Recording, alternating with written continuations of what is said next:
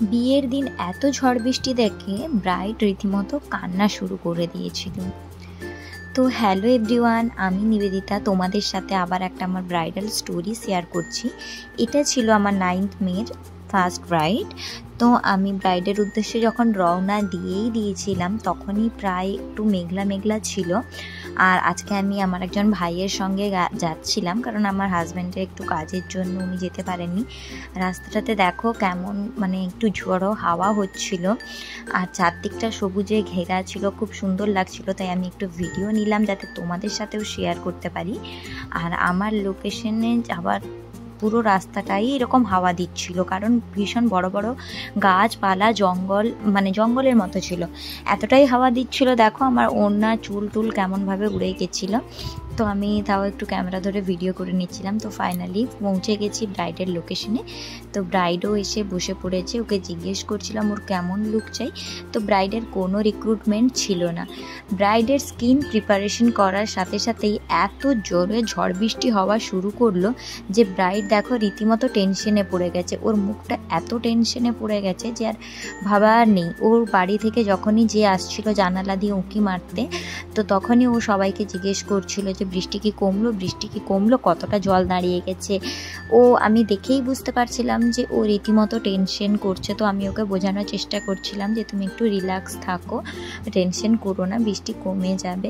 তো সে বললো যে এত জনের আয়োজন, এত খাওয়া দাওয়া সব কিছু ভণ্ড হয়ে যাবে বৃষ্টির জন্য। কারণ আমার লোকেশনটা গ্রামের দিকে, আমি মেদিনীপুর জেলাতে থাকি। তো আমাদের যেহেতু গ্রামের দিকের লোকেশন, আমাদের এখানে বেশিরভাগ জায়গায় মাটির বাড়ি, মাটির রাস্তাঘাট সমস্ত কিছু।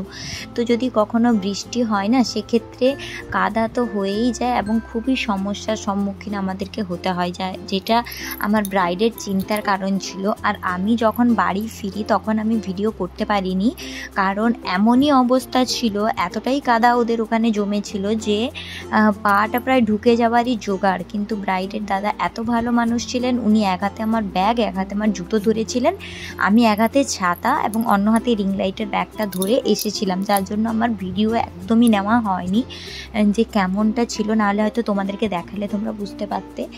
এত ঝড় বৃষ্টি ছিল যে সত্যি ব্রাইড তো আমি বারবারই টিস্যু দিয়ে ওর চোখ থেকে জল মুছাচ্ছিলাম। আর এমনিতেও ব্রাইডের আইটা একটু সেন্সিটিভ ছিল, যে ও কোনো রকম কাজল বা লাইনার পরলেই চোখ থেকে জল কাটছিল।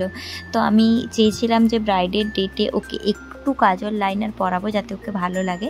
তো এই দেখো ও বারবারই চোখের কোণা থেকে জল মুছছে।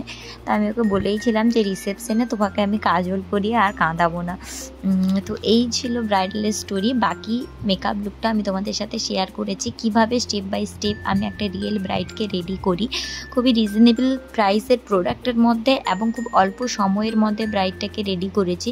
কারণ ব্রাইড হোক বা রিসেপশন, আমাদের টাইমটা খুবই ম্যাটার করে, যে কতটুকু টাইমের মধ্যে আমরা তাদেরকে ছাড়ছি। আমার তো মনে হয় তারা বাইরে বেরোবে, লোকের সাথে কথা বলবে, তাই আমাদেরও একটু মাথায় রেখে কাজটা করা উচিত। তো আমি এর জন্য আগে হেয়ার স্টাইল করে নিই, দেন আমি বেস করে নিই, এবং বেস করার পরে আমি আই মেকআপটা করে নিই। এইভাবে আমি কাজ করি। তো তোমরা কিভাবে কাজ করো আমাকে অবশ্যই কমেন্ট সেকশনে জানিও।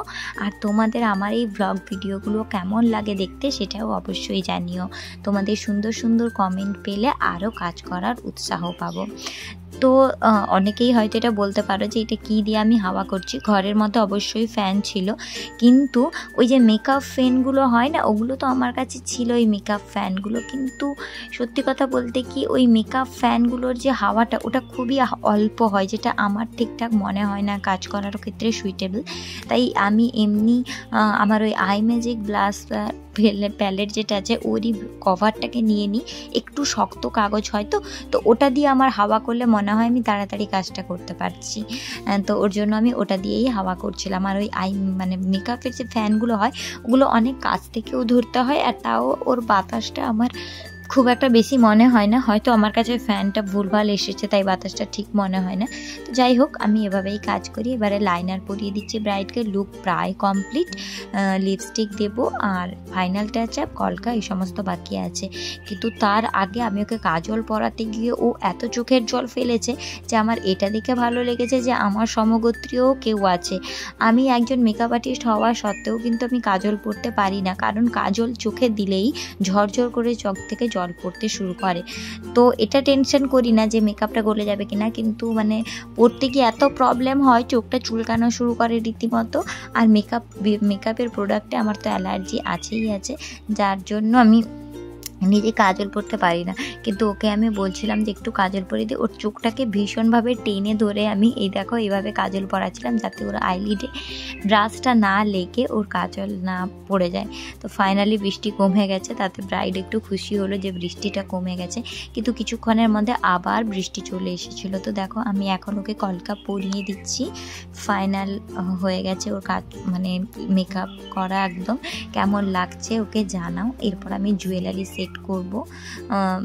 তো তোমরা পুরো ভিডিওটা দেখলে ব্রাইডকে কেমন লাগছে অবশ্যই জানিও।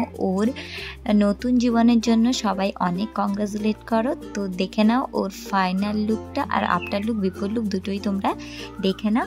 ভালো ভালো কমেন্ট করতে থাকো আর সাথে থেকো, পাশে থেকো, ভিডিওগুলো দেখতে থাকো। আসছি খুব শিগগিরই নতুন একটি ব্লগ নিয়ে। ততক্ষণ টাটা, ভালো থেকো।